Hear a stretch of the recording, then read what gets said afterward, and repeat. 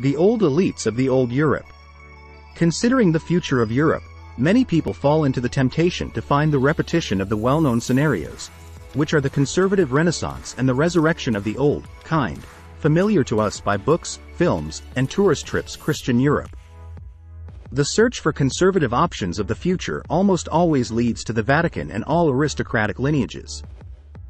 Comprehending the level of subjectiveness and plans of the former is quite possible, whilst for the latter ones they are hidden in the shadows, surrounded by the veil of secrecy and omnipotence, creating myths and hopes.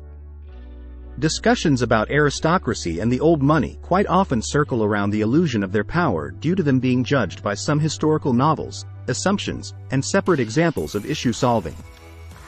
Whilst in reality their current, real scale turns out to be much less.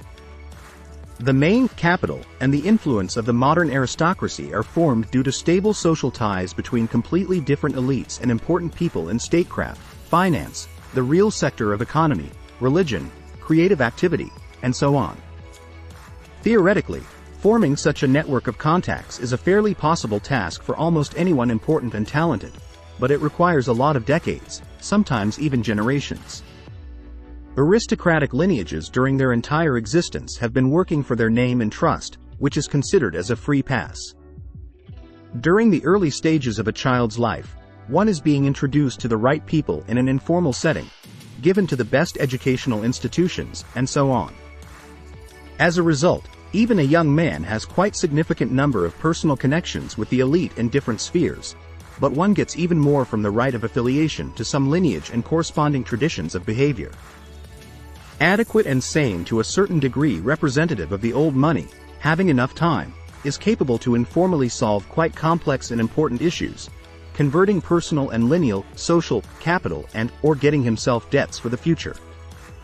By being the part of the lineage, one does not face many problems when one requires help or some favors on credit, since there is a trust to one's lineage even if the calling a chit will be requested generations after. The scale of the solved issues for a regular person would seem unreachable, but for the acting social elite, which has by times folds greater resources, it's a completely different thing. Against the background of the crisis and meltdown, the processes are speeding up, the cost of mistakes and favors is increasing. Many issues stop being solvable through the aristocratic connections. Getting something for oneself is still a solvable task, but lobbying for a disputable decision is not. For example, there is a decision to mobilize your employees. Theoretically, you may use your informal connections to meet with some superior in your hierarchy, who is capable to solve the issue, but it will take a few days. Whilst your key employees are going to be mobilized tomorrow, the price to take them back will be by fold higher and you have to deal with it. By being part of power system, one might call directly, converting not social connections, but the resources of one's position. Yet it is not happening.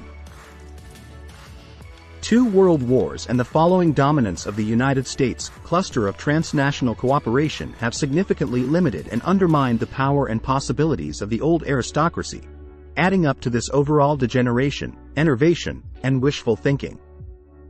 In the coming years, the old money of the continental Europe will be forced to solve only issues of self-survival and preservation, minimizing their losses and risks. No one talks about the leadership in the process of the creation of the Fourth Rome. A few years ago, I saw the main risks of Russia's the Third Rome, gendarme of Europe, strategy in the old Guelphic elites and the Vatican. The recent events have shown that the former ones can simply be crossed out. One simply has to keep them on their toes. An example of the latter can be the disclosure of the miraculous, vaudevillian, conspiracy in Germany. The EU has also understood that moment. And yeah, personally, I do not fancy the right conservative, the Third Rome strategy, but the further it goes, the stronger the burned-down perspectives of Europe are, lowering uncertainty and our risks.